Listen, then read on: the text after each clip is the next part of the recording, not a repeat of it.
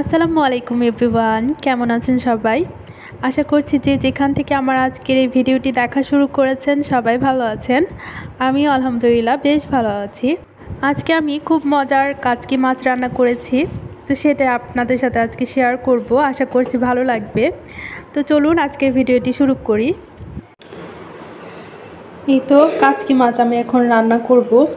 তো ভালো করে আমি ধুয়ে নিয়েছি একদম পরিষ্কার করে, আর পেঁয়াজ কাঁচামরিচও কেটে নিয়েছি।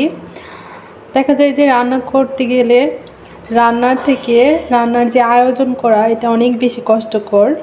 এই যে কাচকি মাছগুলো আমি একটা একটা করে বেছে তারপরে ধুয়ে নিয়েছি, এটা করতে অনেকটা সময় লেগে গেছে। পেঁয়াজ কাঁচামরিচ কেটে নিয়েছি, এবার কাচকি মাছটা চড়চড়ি করব। কাচকি মাছ তো এমনিতে অনেক মজার একটা মাছ, ছোটো মাছ খাওয়া তো শরীরের জন্য খুবই ভালো। তো চলুন দেখি আমি কিভাবে রান্না করি, সেটা আজকে আপনাদের সাথে শেয়ার করব। আমি যেভাবে রান্না করি খুবই সাধারণভাবে, খুব কম মশলায়, সেটা আপনাদের সাথে শেয়ার করব। আশা করছি ভালো লাগবে। তো আমি কড়াইটা বসিয়ে দিই চুলাতে, চুলাটা অন করে দিলাম। কড়াইটা একটু গরম হয়ে গেলে তারপরে তেল দিব আমি। তো এবার পরিমাণ মতো তেল দিয়ে দিই।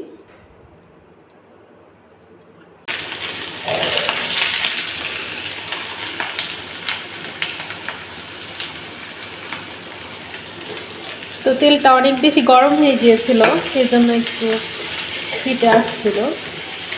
এবার পেঁয়াজটা আমি ভালোভাবে ভেজে নেব।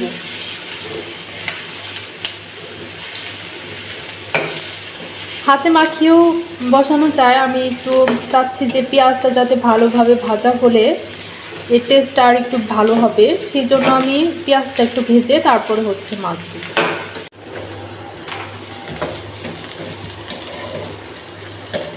তো পেঁয়াজটা আমার ভাজা ভাজা হয়ে গেছে, আর বেশি ভাজতে হবে না, বেশি কালার করা যাবে না।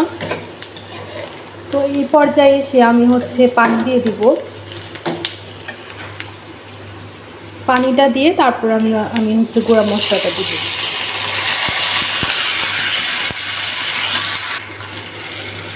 তো পানিটা দিয়ে দিলাম, এবার আমি গুঁড়া মশলাটা দিব। সব গুঁড়া মশলাগুলো একে একে দিয়ে দিব।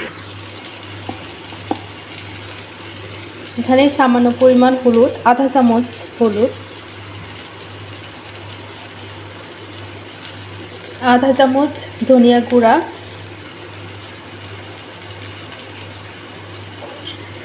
আধা চামচ মরিচের গুঁড়া। ব্যাস, এগুলো একটু এই পেঁয়াজের সাথে ভালো করে মিশিয়ে নিই। তারপর আমি সামান্য পরিমাণ জিরা গুঁড়ো দিয়ে দিব, বা আপনারা জিরা বাটাও ইউজ করতে পারেন। আধা চামচ জিরা গুঁড়ো দিয়ে দিলাম। যে কোনো মাছেরই তো একটু মাছ মাছ গন্ধ থাকে, তো জিরা গুঁড়া বা জিরা বাটাটা দিলে সেই মাছের গন্ধটা আর থাকবে না, খেতে ভালো লাগবে। এবার পরিমাণ মতো লবণ দিব আমি। তো এখন আমার পরিমাণ মতো লবণ দিয়ে দিলাম। লবণটা দিয়ে এবার ভালো করে মশলাটা কষিয়ে নিব। একটুক্ষণ ঢাকনা দিয়ে আমি ঢেকে এই মশলাটা কষিয়ে নিই অল্প আঁচে। কাচকি মাছ রান্না হতে খুব একটা সময় নেয় না, তো সেই জন্য আমি মশলাটা একটুক্ষণ কষিয়ে নিচ্ছি, যাতে করে মশলার এক্সট্রা যে গন্ধ সেটা না থাকে, আর কালারটাও অনেক সুন্দর হবে মশলা ভালোভাবে কষিয়ে নিলে।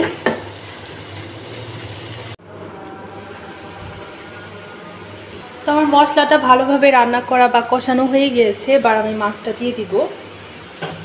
সবগুলো মাছ এবার আমি দিয়ে দিব।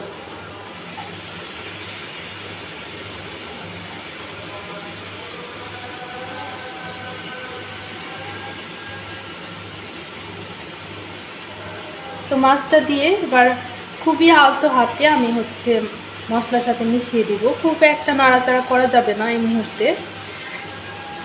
কাচকি মাছগুলা কিন্তু এমনিতেই খুবই নরম হয়, একদম নরম মাছ। তো আমি মশলার সাথে পুরাটা মাছ বিছিয়ে দিব এভাবে মশলার উপরে। এবার ঢাকনা দিয়ে দিব।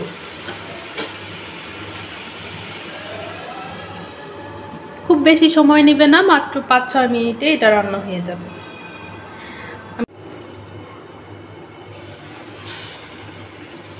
2 মিনিট পর আমি ঢাকনা খুলে দিচ্ছি। দেখতে পাচ্ছেন মাছটা কিন্তু রান্না হয়ে গেছে। আর 2 মিনিট থাকলেই হয়ে যাবে। মোট 5 থেকে 6 মিনিট এই মাছটা লাগে রান্না হতে, খুবই অল্প সময় লাগে। হয়ে গেছে, দেখতেই পাচ্ছেন খুবই সুন্দর কালার আসছে। আর 2টা মিনিট থাকবে, তাহলে রান্না হয়ে যাবে। মাছ তো নাড়াচাড়া করা যাবে না, তবু আপনার যদি খুবই মনে হয় যে না একটু নেড়ে দিলে ভালো হয়, তাহলে এভাবে অল্প একটু পাতিলটা সহ এভাবে নেড়ে দিবেন, একটু ঝাঁকিয়ে দেবেন নাড়িয়ে, তাহলেই হয়ে যাবে। মিক্সড হয়ে গেল। এই তো আমার রান্নাটা হয়ে গেছে। এবার চুলাটা আমি অফ করে দিব।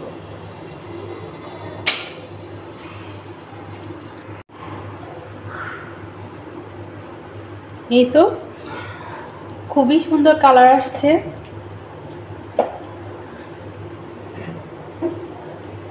আমি একটু ঝোল ঝোল রেখেছি, মাখা মাখা আর কি।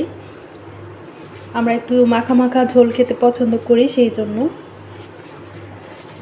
তো দেখতেই পাচ্ছেন খুবই সুন্দর কালার আসছে। তো আশা করছি আপনাদের কাছে ভিডিওটি ভালো লেগেছে।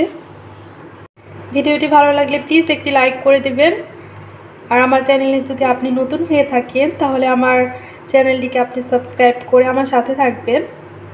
আর ভিডিওটি কেমন লাগে অবশ্যই কমেন্ট করে জানাবেন। আজকের মতো তাহলে বিদায় নিয়ে নিই। আমার পরবর্তী ভিডিও দেখার আমন্ত্রণ রইল। সবাই ভালো থাকবেন। আসসালামু আলাইকুম।